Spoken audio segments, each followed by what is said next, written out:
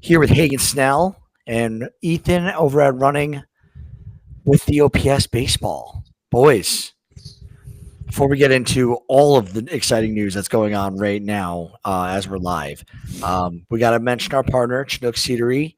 If you want to go get some seeds, use the Skipper's View to get a 10% discount code from Chinook Seedery. That's CHINOOK Seedery. Go buy their seeds. Guys, let's start off hot and heavy. We got all-star voting and snubs that we got to talk about. So I'm going to start with you, Hagen. Let's start with the American League, and then let's jump into the National after that. But let's start with the American League. Thoughts as we go through this. Do we want to just list them out? How do we want to do this? Do we want to go with snubs first? Probably start with snubs here. I do that. We just go around the infield first. Yeah, that's fine. So anyone in the infield for the American League that you want to particularly start off with that should have made it that maybe didn't? I mean, I think the most obvious, I think is the biggest snub for maybe any all-star position has got to be Jonathan Aranda of the Tampa Bay Rays. I know Ethan feels the same exact way. I mean, a 157 WRC plus is third in all of the American League right now. I mean, he has 10 home runs already. He's slashing 325, 406, 493 with a 392 WOBA. This guy has been phenomenal for the Tampa Bay Rays this year, and even for how he's honestly been, he's been a top 10 hitter in Major League Baseball this season, and no one really even talks about that still. I know it seems like even sometimes, obviously, knowing Ethan, and he talks a lot about the Rays, you still hear about that, but it still feels like no one really talks about him being snubbed enough, and in my opinion, I think he was the biggest all-star snub out of any position in any league. Yeah, I before we go to Ethan, I know you're going to have a comment or two on that.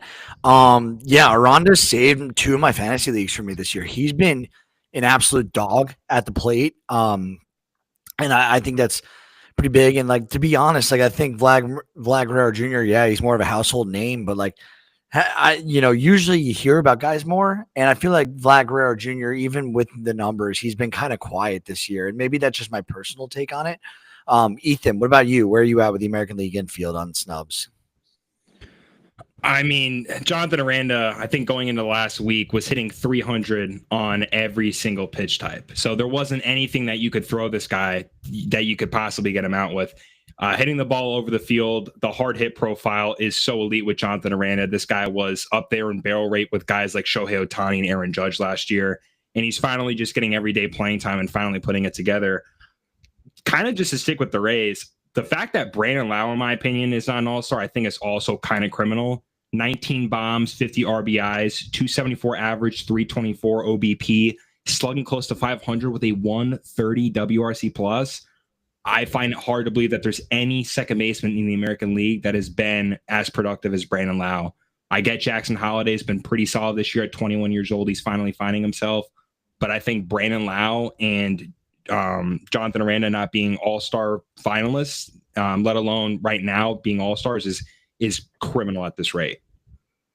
And that's not Ray's bias he's coming off with either way. I mean, Jackson Holliday, he's been great, especially for 21, 22-year-old kid, but he's been a league average hitter this year. It's been nothing that's off the charts. Like for his age, yes, you can't dock him for that. He's been phenomenal this year, but he's not hasn't been as good as Brandon Lowe has been this year. It's a fact, and it just comes down to, I think, main thing that I know me and Ethan, I don't know if Brett, if you feel the same way about it, but fan voting sucks. We should get rid of this because I know everyone just says, oh, it's just fan voting. It's about who's going to be starting the All-Star game. Because then this snubs guys who should be All-Stars because someone who shouldn't have not been an All-Star gets voted as a starter.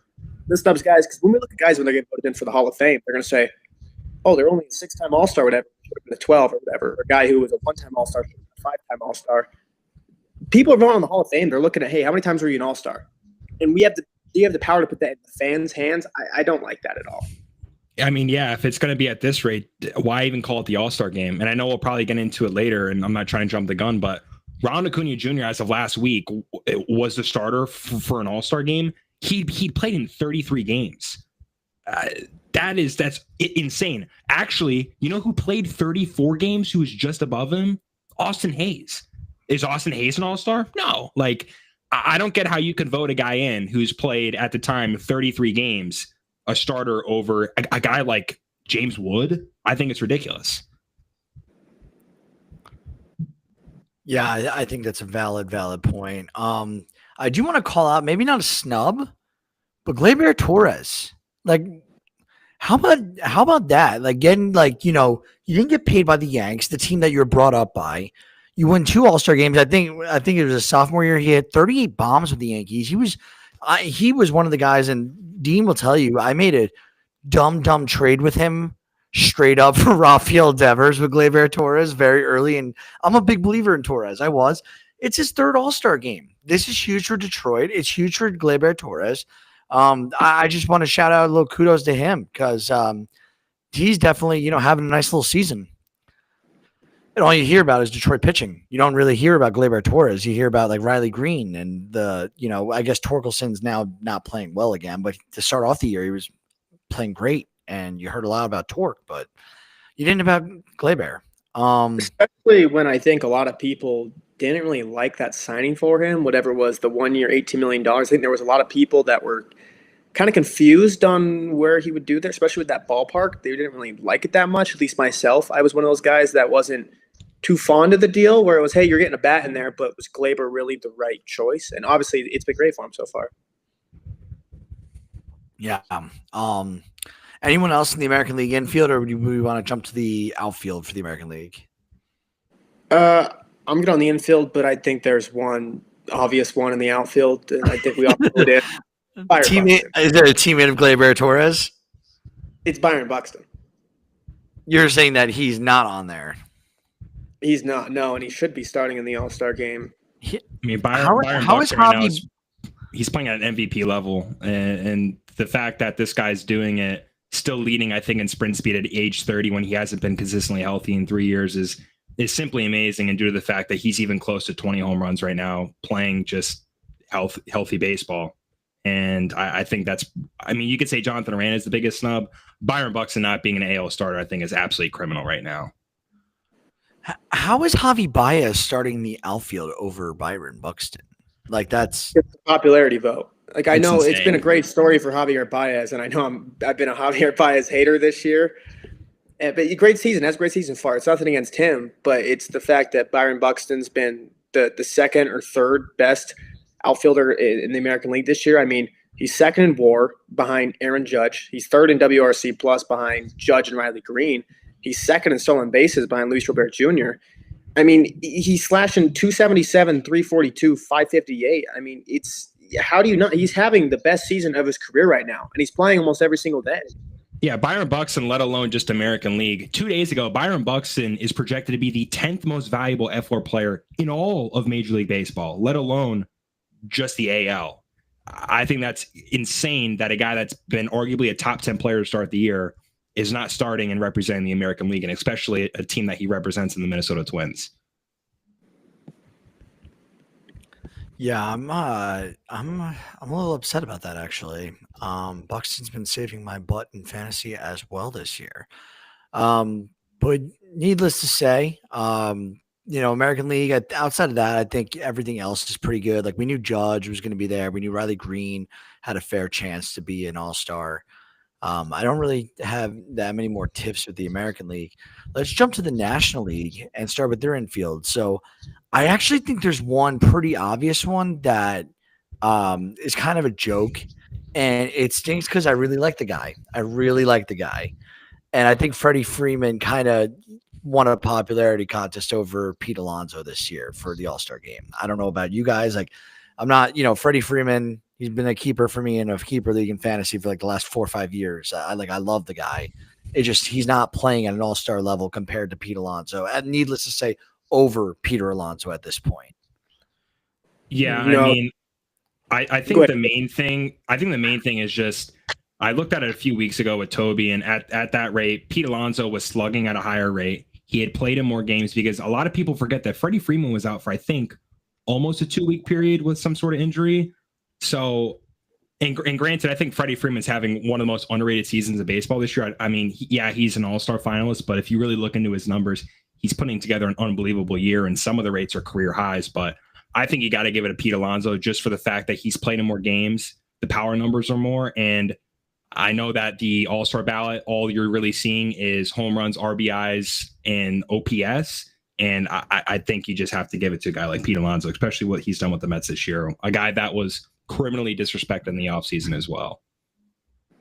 100%. I think Pete Alonso was the right choice here. Obviously, he has 12 games over Freddie, so you can say, okay, he has the power numbers a little bit on that, but he's got 18 home runs to 10 there. I mean, they're walking at the same rate. Pete strikes out a little bit more, but I mean, the OPS is Pete Alonso, I believe at this point, leads in OPS by about 30 points after Freddie Freeman's been in the slump lately, which is hard too, because at the time where the phase 2 ballots were kind of finalized, Freddie Freeman was already kind of out of that slump or still in that slump, which changes the numbers a bit. But Pete Alonso's he's just been the better first baseman this year. I mean, he's got 159 WRC plus. I know that doesn't really take into account the All-Star game numbers, but I think it's just good to say that when you're leading by 15 points in WRC plus, I think that says something overall about your offensive game. Yeah, and I like how you mentioned like the phase 2 stuff, because I know when Paul Goldschmidt was like finalized with a guy like Vladimir Guerrero Jr., at the time, Paul Goldschmidt was hitting a $195 over his last 30 games. So these guys can be all-star finalists, but they got also play terribly until the all-star break. And a guy, like a Jonathan Aranda or, Pete Alonso, who should be starting at the position, could emerge in that time. But I think also if we're going to do a popularity contest all-star game, might as well maybe push back the voting a little bit so we can fully see what these guys are doing in the first half. Yeah, I've been big on this, and and like the thing is, I'm mad at myself because I haven't put a lot of thought into how we restructure the All-Star. But it's every sport, right? Like football, no one cares about the Pro Bowl, right? Nobody cares about it. NHL, I couldn't even tell you when the NHL All-Star break is or how it works. The NBA, it seems like it's an overblown thing with this now skills competition. Like people don't care for it as much anymore. Like people care more about the dunk contest than the All-Star game itself because there's literally zero defense played, which fine. If you're avoiding injuries, that, at least if you're going to put it in the middle of the season, make the games go back to like winner gets home field advantage for the World Series. I do like that. I did like that, but like having it in the middle, like you have screwed for like guys like, Francisco Lindor, who just like we could talk about him being part of the National League infield now. Like he's got his first All-Star appearance since when, right? Like Hagen, is it like 2019? Yeah. And it's like Lindor, if you look at third in F4, by the way, since that period. Yeah. And if you look at his like end of year stats per year since 2019, the guy's a perennial All-Star, but he's been shafted out of, let's be conservative and say like 2, maybe 3 All-Star appearances. And I think that hurts the Hall of Fame case. I think that hurts the legacy case. I think that is just also to the player, that's not fair. Like if you're playing at that level and you're like, if he had a contract discussion or negotiation in between all this time, right? Like obviously he signed with the Mets long-term, but imagine he had a contract dispute and it's like, hey, instead of saying, oh, I'm a 3-time All-Star, it's like, no, I'm a 7-time All-Star. It's that much more clout for the player. And like, I hate to use the word clout there. It's it's not the best word you could use, but you guys know what I'm saying. Like this overall is a problem for the players. And I think it needs to be figured out somehow, some way. Maybe it's, we could go to another episode to discuss the entire remake of the All-Star break. I'm not going to go into it now, but anything from, what were you going to say? Sorry. I would just say on the fact on why you're talking about Francisco Lindor here, as a Mets fan, it's awesome to finally see him get an All-Star, let alone be a starter here, because we've been fighting this every single year. I know he had some slow starts, which is the reason why he hasn't been in the All-Star games, but there's been kind of a mix of that and also a little being snubbed in the All-Star game voting-wise. But this goes back to the point with the phase 2 voting on how some of these guys are already getting into that before they're hitting their slumps. I mean, since June 8th, 3 weeks ago, Francisco Lindor was the clear, no doubt, should have been the All-Star game starter. If you look at the numbers today overall, he shouldn't be the All-Star game starter. Should probably be a Trey Turner, Ellie De La Cruz. I was just going to say, June 8th, the last 87 plate appearances, he's hitting 162 with 218 on base. He has a 500 OPS in his last 90 plate appearances going back to June 8th. Yeah, I thought it was going to be a hot take, but honestly, I'm glad you said it as a Mets fan. I don't think Francisco Lindor should be starting the All-Star game. I think Trey Turner is having arguably the most underrated season in baseball and definitely within the National League. If you're looking at just let's go through the numbers. Lower K rate for Trey Turner, higher average, higher OBP, higher slug, higher WOBA, higher WRC plus. A lot of people watching this, I don't think a lot of you know, Trey Turner is leading WAR among shortstops in the National League. Trey Turner, in terms of overall value, has been the best shortstop in the National League this year. And I feel like no one's really talking about it. And this was a guy a lot of people were writing off to begin the year as well. And you hit on Trey Turner. I think the finalist should have been. I was like, Mookie Betts shouldn't have been a finalist. I think it probably should have been. You just took from this day forward who the two best shortstops in the National League are. It's Trey Turner. It's Elly De La Cruz. But this goes back to just the voting thing because it was right then around when the phase 2, whatever, 2 weeks ago, is when Elly De La Cruz started heating up, and he's been one of the best players in Major League Baseball since then. And Lindor has been one of the worst players in Major League Baseball since then. So it's kind of hard because at the time where all of the votes were coming in to get Lindor to that phase 2, he was the better shortstop. And then after that's when the slump started. So it gets a little tricky. But if you just took overall base numbers, you're picking the All-Star game right now. There was no phase voting at all. It's not Francisco Lindor, sadly. You know what I was going to say? We were totally talking about Trey Turner on the last episode, not because he all-starred for his season. So, Ethan, I think you bring up a great point.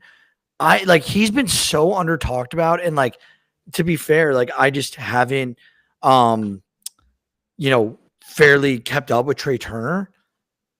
When we were talking about Team USA baseball, Hagan was like, dude, they're just going to plug in Trey Turner with Bobby Witt and Gunnar Henderson to play second. And I was like, dude, you're absolutely right.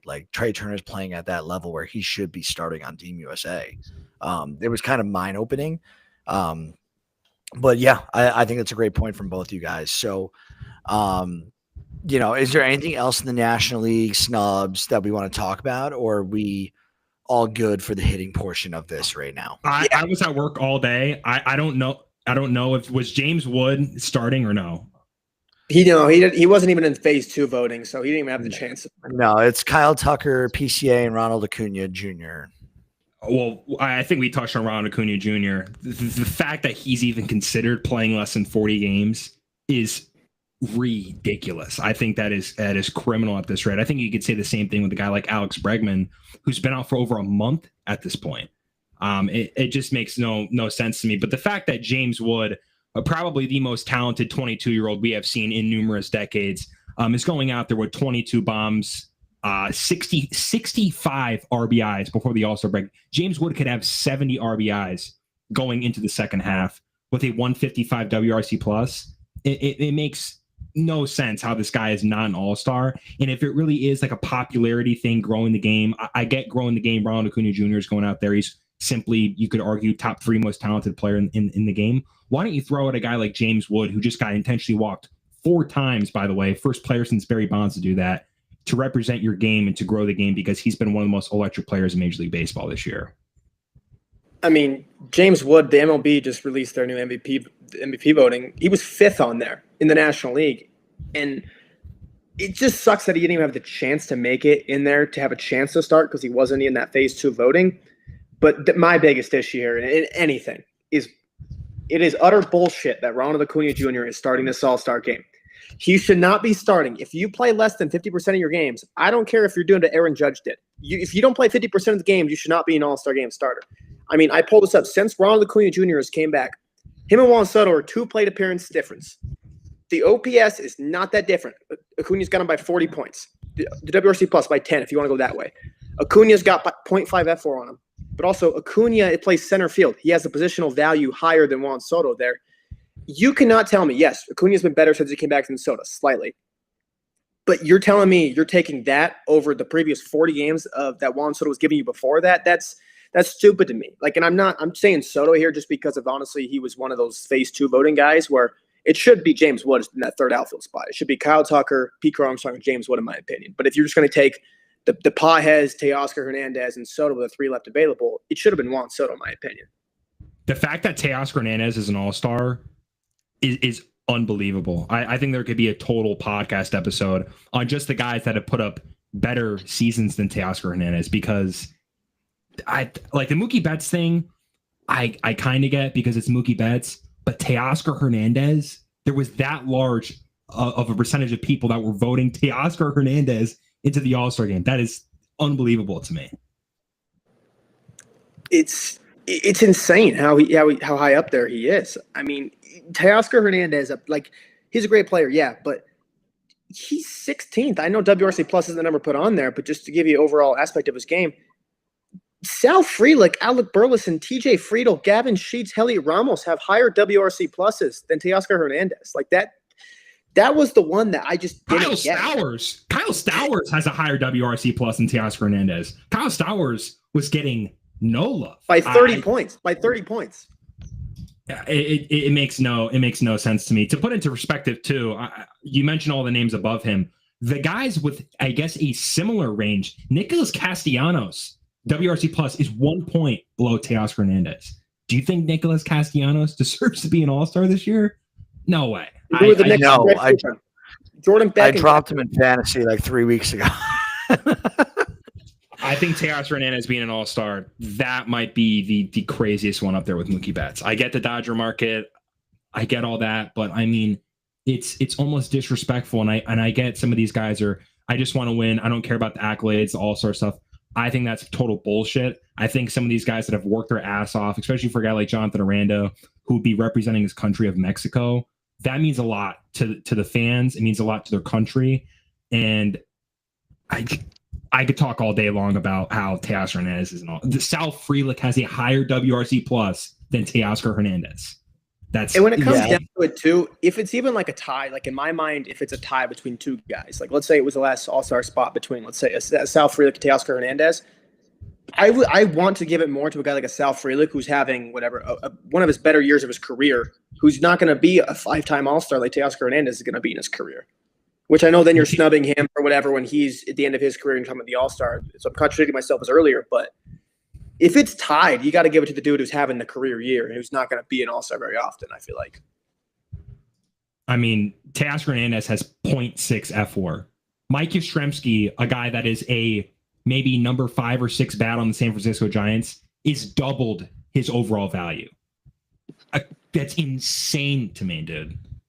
That might be one of the worst All-Star selections I've ever seen, at least in the last 5-6 years that I've really paid attention to it. 0.6 F4. Teoscar Hernandez is on pace for not even 2 F4, and he's going to be in the All-Star game. Yeah, it's kind of bad. It's not a little bad. Insane. It's kind of bad.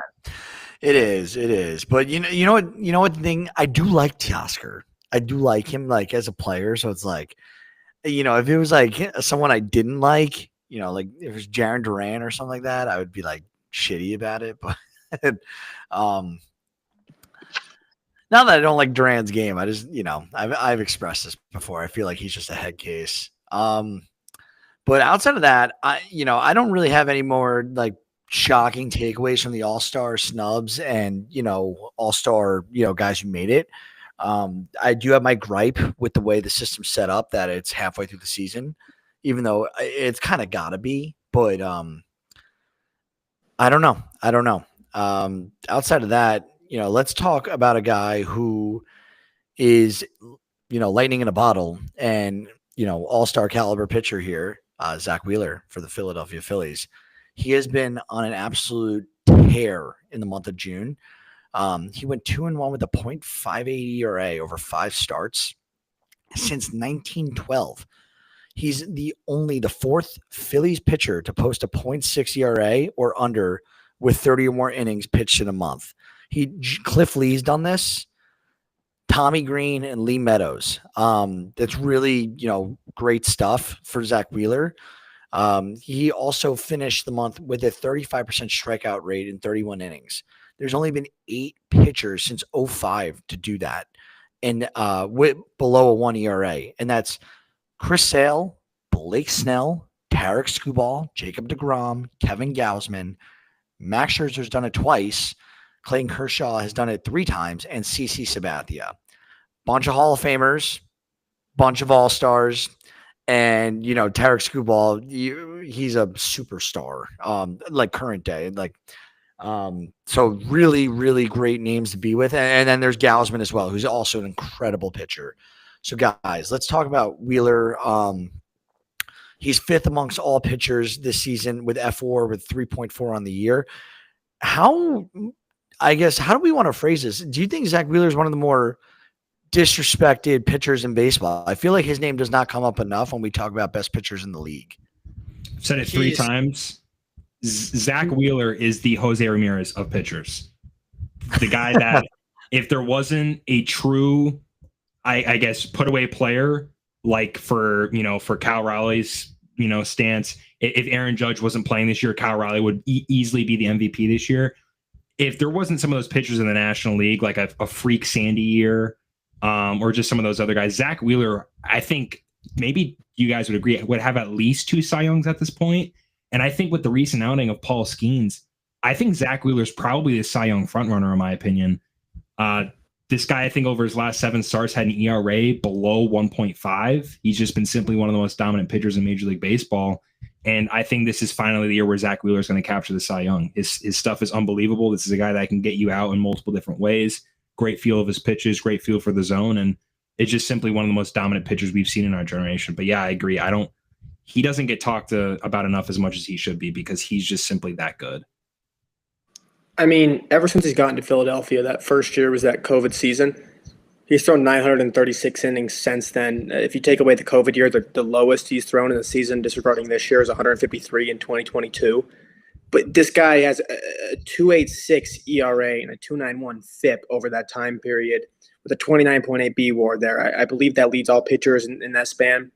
He is one of the best pitchers in this generation. Like, you're going to look at it all said and done. He's probably not going to have the Hall of Fame numbers, but I know I've talked to Ethan about this before, where it's going to feel really weird when you look up at the end of the day and Zach Wheeler does not have a Cy Young. When you look back 10 years from now and you say, he was that good. He was maybe not always – he was never felt like the best pitcher on the planet, unless it was the postseason, obviously. But he was always the second or the third. He was never lower than that, it felt like. I mean, even this year, if you don't say the best pitchers on the planet right now, you'd probably say Skubal, Skeens, and then Wheeler's the third one. Like, he gets left out there. But I really hope, and I really think, too, that he can win the Cy Young this year. I mean, Zach Wheeler, just you're going to get from year in and year out. It's almost like, I think I like the Jose Ramirez comp because you know what you're getting from Jose Ramirez every single year. You're going to get guys who be close to 30-30. He's going to give you 6 wins a year. He's going to be a superstar on your team. Zach Wheeler, he's going out there to throw 200 innings for you. He's going to give you a 3. If he gave you a 3.2, I think we'd be surprised if he put up a 3.2 ERA. That's how good he is. He's going to put 200 strikeouts, and he's going to be arguably the number 1 pitcher in baseball you want on the mound in a Game 7 playoffs. I would argue he is the best option there. I was just going to say, we get caught up way too much in Zach Wheeler regular season. This guy in 12 postseason appearances, 77 Ks, he has a 2.18 career postseason ERA. Other than Madison Bumgarner that we have seen in our generation, I'm not taking anyone else on the mound. Zach Wheeler is going to dominate in the regular season, and he's going to kick your freaking ass in the postseason as well. There's not a lot of pitchers you can say that about. I love that.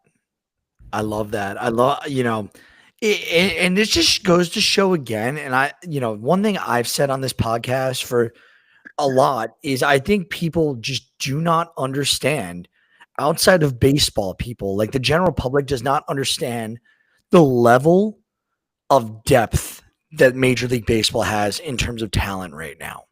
There is so much talent spread out throughout this league. The parity, sure. Dude, some teams have like big names. Absolutely. But this is baseball and anybody can win. It just takes being hot for 3 games in a wild card series to get eliminated from the playoffs. And baseball, we see it all the time. So Zach Wheeler, shout out to you. Great season so far. Fantastic career. Hopefully locks in his 2nd Cy Young in the National League this year. That's awesome. That's awesome. So, guys, do we want to move into transactions or do we want to talk a little Kershaw? Or should we wait since that game starts in 10 minutes? We could wait. Let's wait for that. Yeah. So we'll close out the episode. We're going to talk about Clayton Kershaw and his legacy, but let's talk injuries and moves. So Astros sluggers, Yordan Alvarez goes down with a setback. He had soreness in his hand. He's going to see a hand specialist. Guys, how concerned are you about Alvarez for this year? Obviously, the Astros are kicking butt, but Yordan Alvarez is a big piece for them to be serious contenders come September, October. I'll take 20 seconds before I pass on to Hagen. I'm extremely concerned only because have you heard any recent news about Yordan Alvarez's injury except for today or the other day? No. I don't think anyone had heard anything about Yordan Alvarez's recovery time through the course of the season, I think it's something that is definitely not a good sign for the Houston Astros. The fact that this guy has an injury, he's been out all year, and no one has heard anything about the recovery time or how close he is to coming back, I think that's concerning. It's definitely concerning, especially when I think it was soreness just from swinging. Like, it wasn't like it was, oh, he got hit or whatever in the hand. It was just from swinging the bat. He got soreness again. And today, literally today on this mark, is the 2-month mark of the last time he played in a Major League Baseball game. And this is probably the first time we've heard anything since he went on the IL. Like Right. he was saying. Yeah, I'm a little concerned. The thing is, though, I feel like if anyone's going to get some devil magic done here at the deadline, it's going to be the Astros making some sort of sneaky deal, like getting Eugenio Suarez from the Diamondbacks and making him play first base, or, I don't know what it's going to be, like something crazy to replace Jordan and the bat. I don't know. I don't know. But as Houston, speaking of Jordan, they're also down with Jeremy Pena now. He's on the 10-day IL due to a fractured one of his ribs. The good news is he isn't expected to be sidelined for that long. I think it's more than 10, like they're not expecting more than 10 days, which is like insane if you think about it.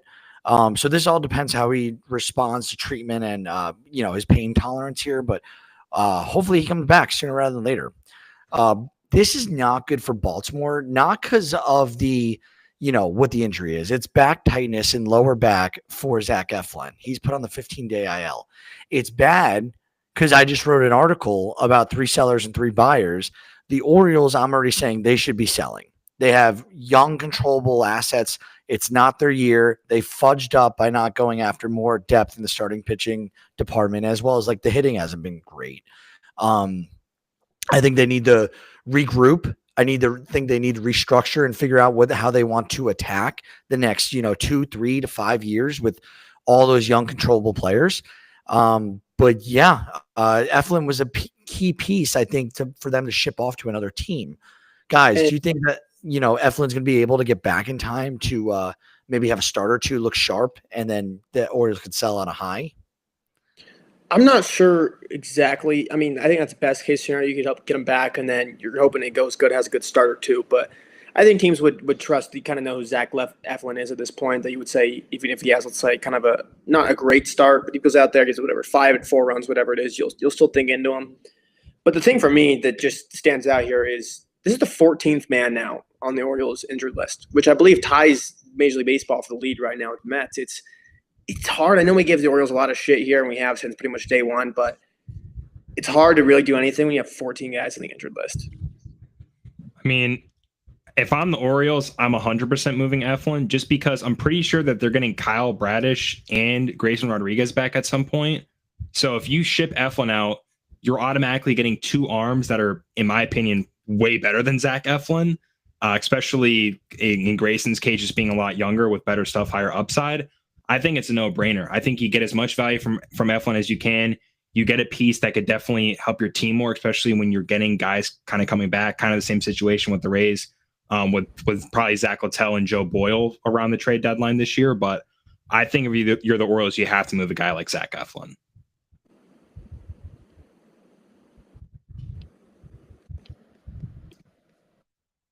We got you on mute again, Brett. And we knew it was going to happen. I think I hit the wire. Guardians shortstop Gabriel Arias, he was carted off the field. I don't know if you guys saw this. Looks like a sprained left ankle. Didn't see the end result, how long he's going to be on the IL for, but Ethan's dying for being on mute.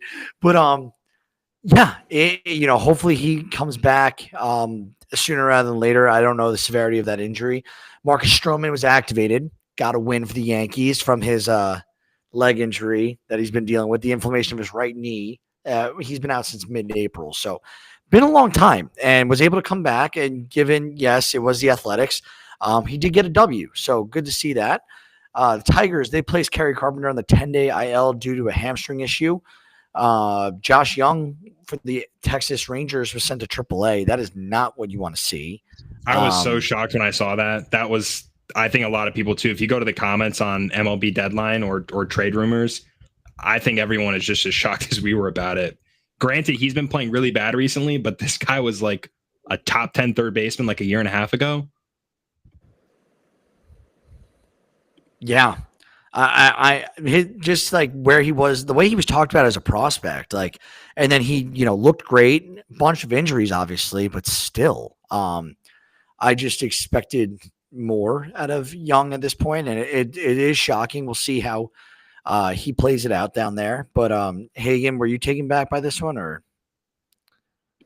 I was honestly a little surprised. I know he struggled a little bit this year, but I don't. It really surprised me, especially when I know you signed Jake Berger to a deal, but you're going to send down a young guy. I don't know, man. I don't really know what's going on with Texas. I mean, there was reports obviously earlier today that Kevin Pillar, once he retired, he kind of was talking with the locker room and saying that they just didn't really seem like they really cared too much. Everyone was just kind of some guys you wouldn't see till the start of the game. There wasn't much BP or anything like that. So I don't really know what's going on in Texas at this point. I was going to bring that up. Don't you think that's very odd that there was like just a disconnected locker room? It was basically like the core that won the World Series, and everyone else like was not getting talked to. Kevin Pillar said that there were times where no one would talk almost up until game time. You wouldn't see anyone in the clubhouse. You wouldn't see anyone on the field. They wouldn't stretch together. They wouldn't hit BP together. And if you're a new guy trying to gel with the team, how are you able to connect with your teammates? I thought when I saw that today on my breakout work, I thought that was crazy, especially for a team with Corey Seager, Marcus Semien, Jock Peterson, Jake Berger, like a lot of veteran guys and a lot of guys that have won world championships. It makes no sense. And I just think it's just such a weird clubhouse dynamic. And I don't know if maybe everyone in the Rangers organization was probably aware of what was going on because they've been slacking the last 2 years. Yeah. Definitely have been. It's been weird. I did not expect them to have this long of a drought just because the way they looked during that World Series run, that offense looked like a juggernaut. Like it looked like it was going to be a problem for a long time. And in fact, it was a problem for a short amount of time, not a long time. So, I don't know either. I'm interested to see how that all pans out. Maybe they end up being big time sellers and moving some guys like Simeon, who knows it, probably can't get rid of that contract, but there might be guys they move. And Adolis Garcia, I keep hearing his name being mentioned, and he was definitely one of the big factors of why they won 2 years ago. We shall see. The Athletics, they promoted Colby Thomas to make his MLB debut. So he's a third-round pick out of Mercer back in 2022. He's the A's number 2 prospect per MLB pipeline. A's calling up some reinforcements. Bryce Harper, he was activated from the 10-day IL. This was following the inflammation in his right wrist. Good to see. He's one of the best stars in the league. We got the Braves. They designated for assignment Alex Verdugo. This was the clear spot for Jurickson Profar. Guys, is Verdugo done? Is he like done? Verdugo's cooked. I'm sorry. He's got to be a minor league team. I'm not a big Alex Verdugo guy. That's fair. Neither am I. He didn't do well for the Yanks. It's kind of crazy. Isn't he like a pretty solid defender though? Like, do you think he'll get a job anywhere or no? He's definitely still like. I view Alex Verdugo. I know he was a good defender, but I view him now when I hear Alex Verdugo. I think of that play last year with the Yankees when he was a 99% catch probability and he took like 7 steps in. And then he was running back and he tripped. That's the first thing that comes to my mind when I think Alex Verdugo now. I mean, without even looking at the numbers, I think the last 2 years offensively, he hasn't even been near league average. So the defense can only do so much. And granted, if you're a good defender, a lot of those guys that are elite, like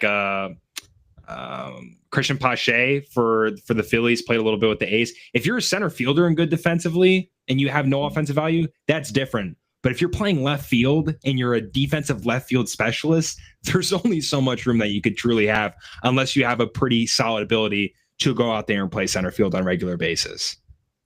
And he's not really a dude who's going out there and steal 30 bases too. You can put in like as a feel like, oh, we're putting him here in the 9th day of the pinch run. You feel great about it. Like it's. I wouldn't trust. I think I would trust Brett on the bases more than Alex Verdugo. Thank you. Tyler's probably laughing, turning over in his grave somewhere that you said that. But no, it is. I'd be fearful to run, so I wouldn't take big leads. I wouldn't get picked off, and then if it was hit far enough, maybe I'd get it to the next base without getting thrown out. Who knows? Probably not, but who knows? Colorado Rockies are calling out outfielder Yanquiel Fernandez to make his MLB debut. Fernandez is the number 5 prospect in the Rockies system. So who knows? I learned today. I was listening to one podcast, I forget, and they were mentioning that I think 3 of 4 of the Colorado Rockies farm facilities where they play are super batter friendly. They need to do something, switch up their strategy. Is not working. I did hear that, so a little disappointed. I don't have high hopes for Yanquiel, even though I've heard about him for the last 2 years. I know he's got talent. I know he's pretty solid baseball player according to what I'm hearing, but we'll see how he does. It's the Rockies, so it's tough to get going in Colorado. For sure, it's tough to get going there. Ethan, I'm going to let you take this one. Randy Arozarena hits his 100th career bomb. Impressed or not impressed? I'm going to say impressed, but also Randy the last 3 years has steadily declined. I will say he's playing a lot better this year, but the clubhouse dynamics that were in Tampa Bay were not good. So to be completely honest, I'm not the biggest fan of Randy Arozarena. But in terms of the baseball player, he's one of the most electric players that you can have on a baseball field. It's a guy where he can pretty much carry your team. We saw with the Rays in 2020 during the playoff run. If Randy Arozarena doesn't get hot, that Rays team goes nowhere. But I have a little bit of a sour taste in my mouth from what I heard some of the reports in Tampa with the locker room.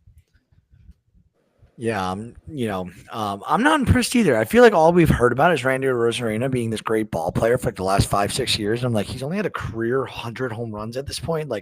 Aaron Judge might, double that and from his last 2 seasons, which is crazy. Maybe not double it, but you guys know what I mean. He'll get to that number all across 2 of his years. Ohtani, he's now at 5 straight seasons of 30+ bombs. I think, what's crazy? He is shedded the injury prone player while he's been rehabbing an injury. Is that do you guys get that vibe at all? Remember early on his year, people were concerned constant injuries with him. And then 5 straight years of 30+ home runs, even with Tommy John, he's done this. This is insane. The fact that you can go out there and have 5 straight seasons of 30+ bombs, and then you come back from TJ and you throw your hardest pitch of your career, that's only something Shohei, did we expect anything less? Shohei Ohtani's hardest pitch in his career is post TJ, and he did it twice against Vinny Pasquantino. That's the icing on the cake too. It makes no sense what Shohei Ohtani does on a regular basis. It's incredible. And I don't want to hear any of this. Oh, well, Babe Ruth did some of this too, even though it was 100 years ago. Shohei Ohtani, when he hit 21 home runs, he had 3 strikeouts this year as a pitcher. Babe Ruth never did that once in his career. He never hit 29 home runs and 3 strikeouts in a single season. Shohei does that every year he's healthy. I know me and you are not with the old, I guess I call it almost the Plumber era. I'll be totally honest with you, because those guys, Plumber era, they're not touching anyone. If people are comparing Babe Ruth and Shohei Ohtani, I think that's wild. Show me a clip of Babe Ruth topping 102 on the mound. You're saying him topping 85. 85. You're saying this guy can't touch Tarek Skubal? No. I love that point that you brought up earlier in the episode of the widespread talent in Major League Baseball. I think overall talent-wise, in building the game and transforming the game, there's no sport like baseball right now. I think basketball, other than the 3-ball, has been kind of the same. And granted, basketball right now is kind of unwatchable if you look at the viewership. NFL has kind of remained the same. In terms of baseball, you're adding new pitches. There's different spin rates. There's different just pitch grips. The talent in baseball and the development of baseball is unlike any sport that we have seen. And the talent pool is just crazy good. I'm one of the I'm more about what the time was and when you compare guys from generations, I'm just okay, Babe Ruth was that much better than everyone else during his time, right? That doesn't mean he'd be fantastic now. I think if Babe Ruth came up to the plate right now and had a verse any reliever, not just Felix Bautista, I'm talking any reliever, he'd be holy shit, that guy throws gas. He would be so thrown off his game compared to what he was facing when he was playing. 18 inches of horizontal movement, like with vertical movement and like pitches coming out all different ways. And oh my God, like, come on. We were talking about Alex Verdugo earlier. I think if Babe Ruth was stepping up to the plate right now, you could probably see some Alex Verdugo numbers. I'm sorry to say it. I get Babe Ruth was unbelievable. I'm not discrediting that. But the fact that people are comparing him to Shohei Ohtani, I think is just not even like Shohei Ohtani was hitting balls through the Tokyo Dome in Japan. Like he was hitting balls leaving the stadium of 90 plus miles an hour that were thrown at him. I can't compare those two players remotely, to be quite honest with you. I mean, I've been on the record multiple times saying Babe Ruth is the most overrated player in Major League Baseball history. All right. I'm not saying it. Part of that is because they say he's the GOAT. And, dude, I got to pause you guys for 1 second. Dude, are you guys watching the Dodgers game? It's not Kershaw gave up 2 runs in the first inning, and then there's 2 guys on, and he almost just gave up a Yavo, and he got the outfielder robbed the home run. So Kershaw, without any strikeouts, probably would have just been pulled. Thank God he robbed it and like lets him get to the second inning to accomplish this tonight. Oh my goodness! What's the score? It's 2-0, I think, right now, or 2-1. But like, dude, imagine Kershaw doesn't get it tonight.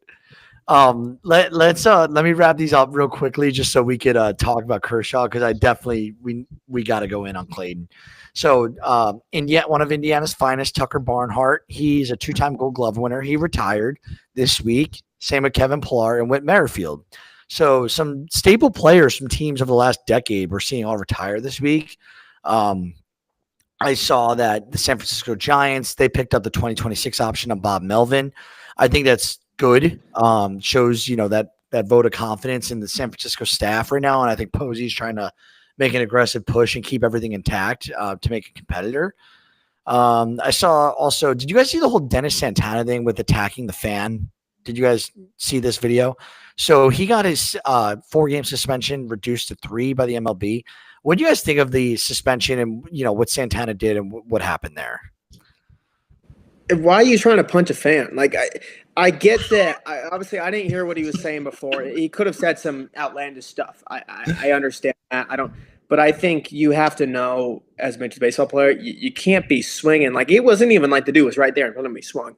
He was jumping up to even reach him in the first place and then swinging at him, knowing that he was going to get suspension, knowing they had their phones out filming him. It was kind of a dumb moment, in my opinion. I don't know, obviously, what was said to him, if it was anything personal. I assume it had to have been. But if it was just like, hey, man, you suck, and you're doing something like that, that's ridiculous. Yeah, I mean, to Santana's point, probably a really bad move. Also, to his point, if you got to go down swinging. At least he left everything out there before he got suspended. So I will say that if you're going to get suspended, make the most of it. That's all I'll say on that. But what he was doing, I think is ridiculous. There's no point in our game for that. And I think the fact that there were that many people recording it is just absolutely insane. I mean, if you go and look at multiple different views of that video, every single person has their phone out. He's throwing haymakers at the guy in the bullpen. I think I've seen 5 different views of that video. Dude, it's 2025. You got to get the video for the Snapchat, man. Everyone had their phones out. And then TikTok it, then Instagram it. Let all your friends know you saw an MLB player beat the piss out of some fan. So speaking of fans, this is actually the perfect transition for MLB stats of the week. Usually we do one, but I found one stat so peculiar that Bleacher Report put out this week that I needed to put it in there as well. So originally I went with James Wood becoming the first player since Bonds to draw 4 intentional walks in a game. Insane, by the way. Anything you can do that Barry Bonds did, insane. And Sarah Lang's put this out there. So it's since the intentional walk system has been tracked since 1955, it happened to James Wood, Barry Bonds in 4 separate games, Manny Ramirez, Andre Dawson, Gary Templeton, Roger Maris. I don't know about Templeton. I'll pull that up, but everyone else there is a Hall of Famer. So, and Manny Ramirez actually would be if he wasn't on steroids. So, it's either steroids or Hall of Fame is what I'm getting at. And Woods, obviously, different era. They're not doing roids. He's young. You talked about it earlier. You guys, like James Wood is phenomenal at the game of baseball. James Wood will be a Hall of Famer. I'll say it right now. I don't even think it's a debate. I don't really care. I think James Wood will be a Hall of Famer. The fact that he's doing this at 22 is incredible. Imagine when James Wood is 26, 27. And also to that point too, they walked James Wood 4 times. They still lost the game. Like that's incredible in itself too. Yeah, I think that stat is crazy, and like obviously it shows respect of like James Wood is this good, but you also got to look the rest of the lineup is awful. I mean, if I was doing the same, why don't you just walk James Wood every single game? Isn't CJ Abrams pretty solid?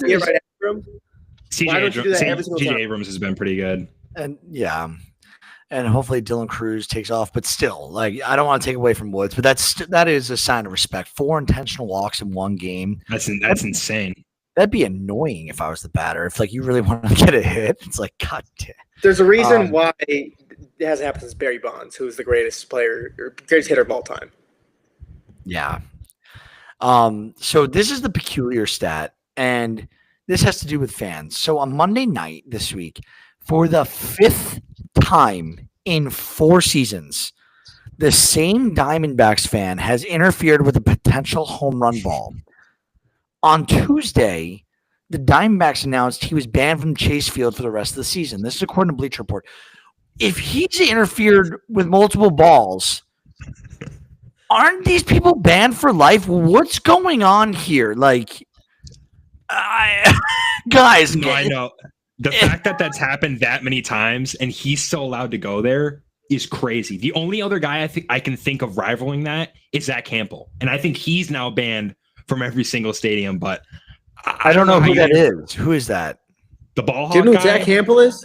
He's not the Giants guy who goes in the lake and gets all the. Okay, that's McCovey Dave. Okay, sorry. So Campbell? This guy is just like a chronic interferer with balls and stuff like that. He'll go through the children and everything to make sure he gets that ball. Damn, I don't like that guy.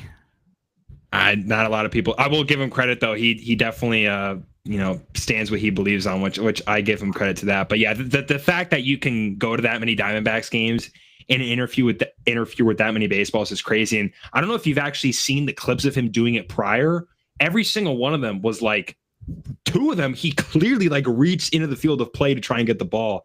How is that guy allowed to still go there? I think that is crazy. Unless he's helping the Diamondbacks win in some case, but that's unbelievable. I feel like maybe that's why the 4 before helped the Diamondbacks out. So they're like, you know what? We'll just let you stay here. And we'll let you in for a 5th. Yeah. I feel like that's just such like easy. Hey, we've had too many fans smoked by 120-mile-an-hour line drives. Let's put up some nets. Like, how about, hey, this guy has a problem. He can't keep his hands to himself. Let's keep him out of the stadium. Like, I feel like it's not hard math to figure out the problem here. And yeah, call up Craig in Arizona. He'll snag a couple balls in left field for you. He's already done it 5 times. It's ridiculous. It's also like in 4 seasons, like it's like every year. It's like he gets it, like his band, like axed, and he's like right back in the same. He's like, time to mess up again. Like I don't know, but we will. Being that we're almost at the hour mark, we got to spend some time here, and we got to allocate. Who this episode is kind of named after is Clayton Kershaw.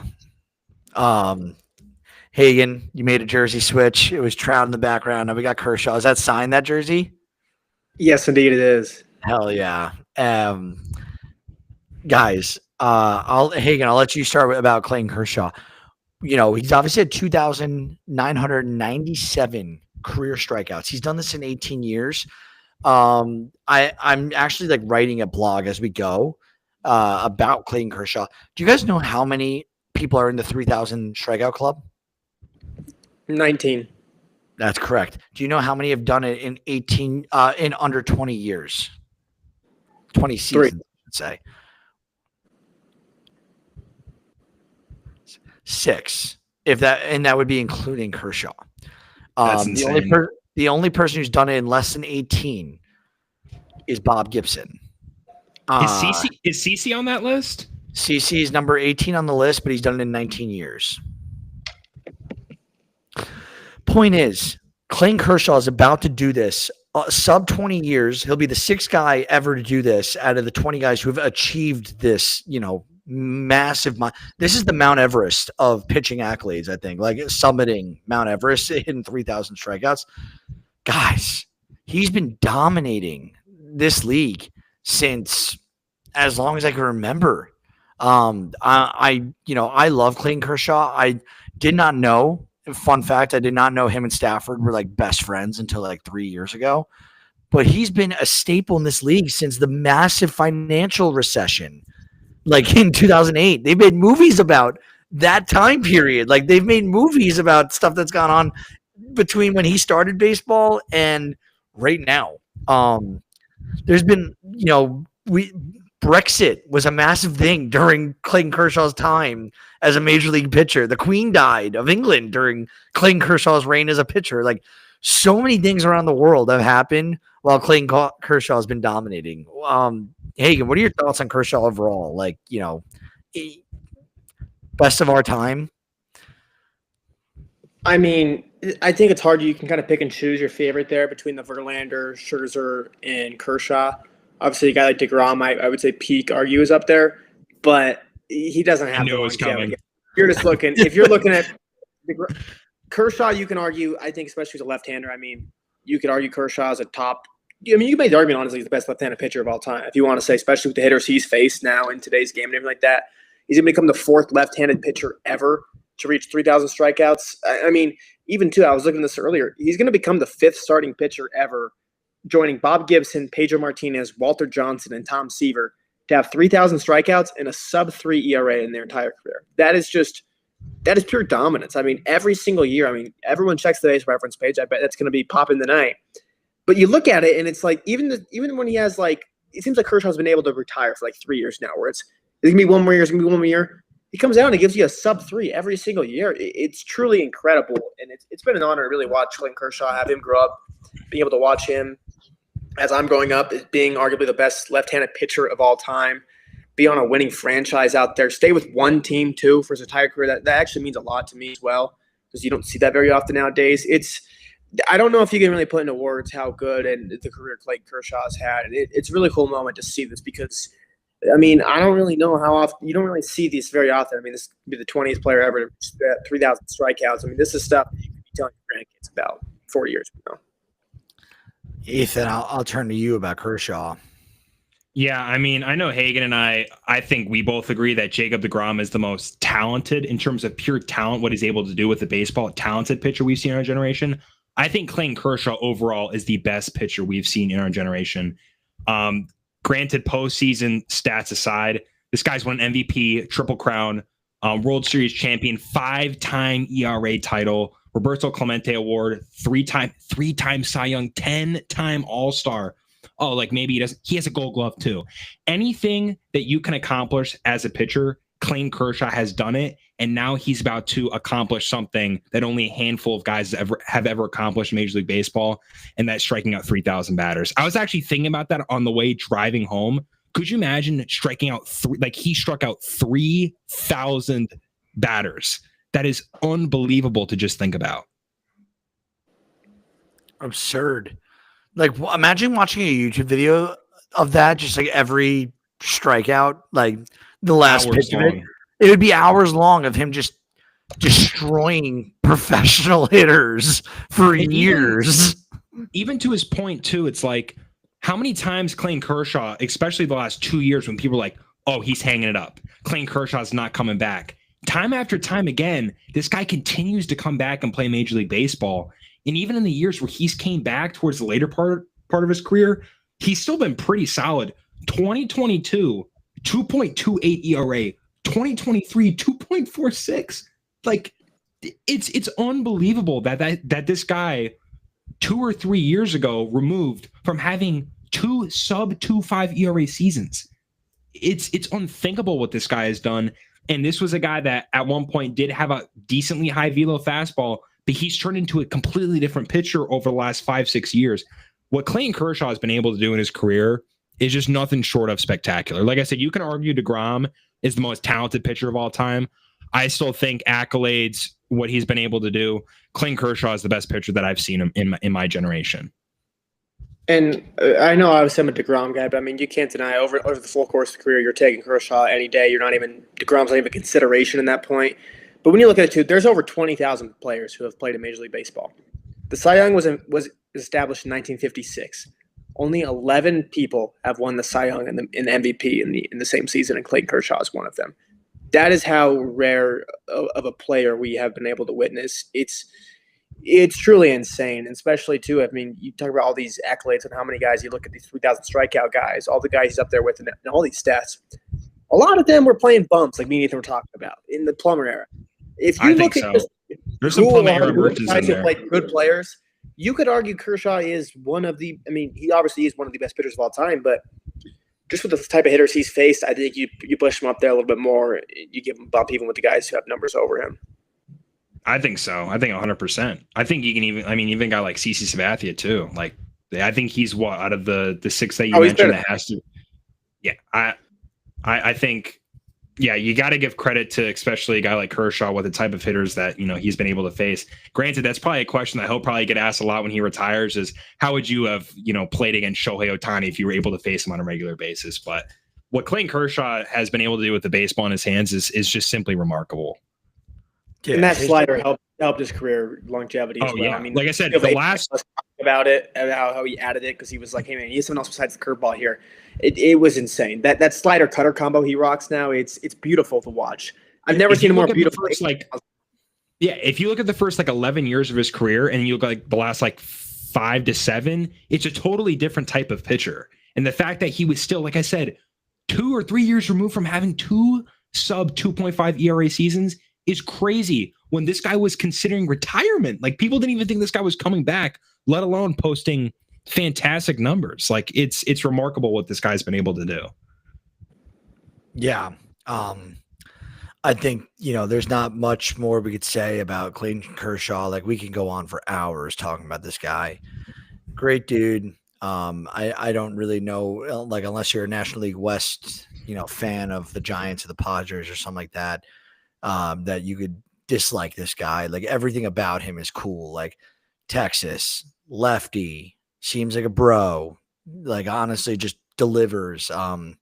People could be haters for playoff appearances early on in his career and his playoff, numbers, but there's nothing really to hate on here with Clayton Kershaw. And now I got Vinny going nuts, but we will close the episode out with that. Anything else left from you guys before we hop off? I just want to say, Kershaw is through 2 innings right now on 39 pitches. No strikeouts yet. Everyone, if you're watching this, please, when you turn this off, turn on this game, man. You don't get to see stuff like this very often. It's a really special night here, especially if you can get it done. I hope he does. It changes a little bit now. He hasn't got it done, but turn on the game and watch this because this is history that you remember for the rest of your life. Ethan? I have nothing. I just hope Jonathan Aranda's an all-star. That's all I really care about right now, to be completely honest. Sounds good. All right. Well, bye.